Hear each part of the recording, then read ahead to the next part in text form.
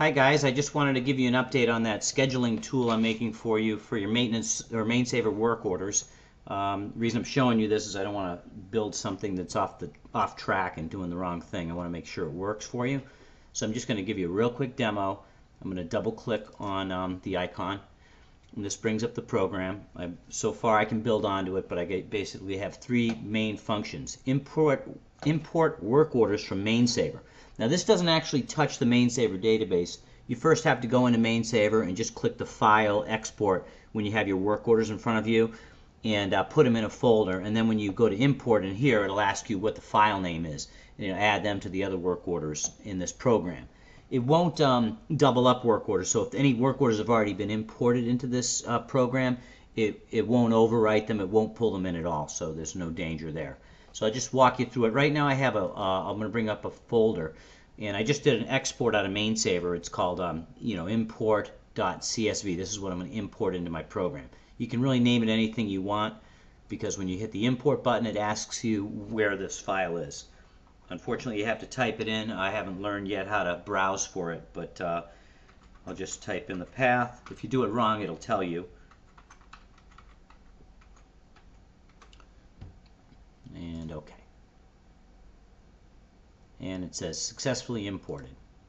And I don't know why that popped over.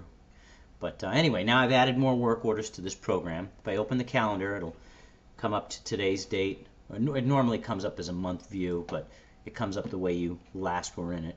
Okay, so here we go. This is the month of February.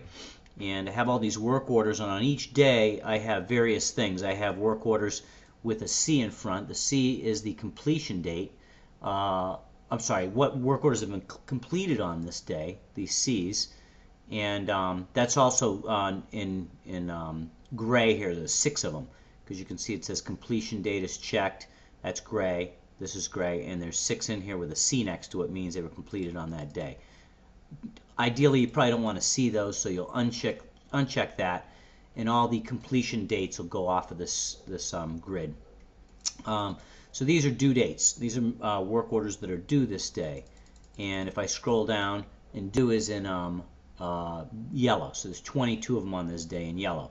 If it's too much to look at in this little grid, I can go to that particular day. So I'd say show day. That's on the February 5th. So if I show day, I got to make sure I go to February 5th. That's another little thing I have to work on. But this is what's going on February 5th. I got a lot that are due that day, a lot that are S scheduled that day, and again blue. So I got 34 of them with this scheduled that day, and no reds, none that were extended that day. If I want to edit one, I just double click on it, brings that work order up, it tells me the work order number, the asset, and all that stuff, and I can change. I can extend the due date out one time. I can add a completion date, which will give you the ability to hide it, or I can push the scheduled date out. I just put another date in here. I can either hit the calendar button. If I go here and I want to extend it to 2/6, and that's a reschedule. And I spelt it wrong, but whatever. And then I get out of that. Now I have to refresh to get it to come off of this list. And so it's a little buggy still, but it's pretty solid for the most part. Go back to the month view. So that's basically it. You'll be able to take work orders. When you see them in here, you can double click them. You can add an extension date, you can add a completion date, or you can push out the schedule out further.